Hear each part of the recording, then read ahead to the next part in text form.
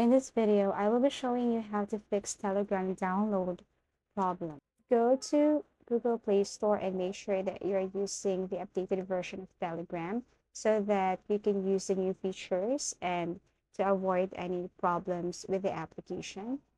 Now launch your Telegram application and then tap the three vertical lines here or the hamburger icon.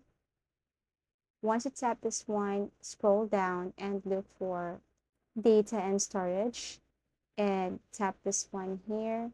Now make sure that you clear the cache. I mean, once you tap the storage, you need to scroll down and look for clear cache. Tap this one, okay, and then click clear cache again. So as you can see, 31.6 MB freed on your device, so that would be a big help. And storage cleared.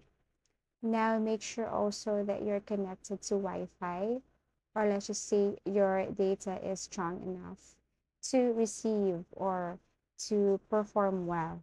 Sometimes poor connection leads to problems with your applications. Now, the second thing is go to your phone settings, go to application management, go to app list, kindly scroll down or search for Telegram application, type it here. And then once it appears, all you have to do is to click.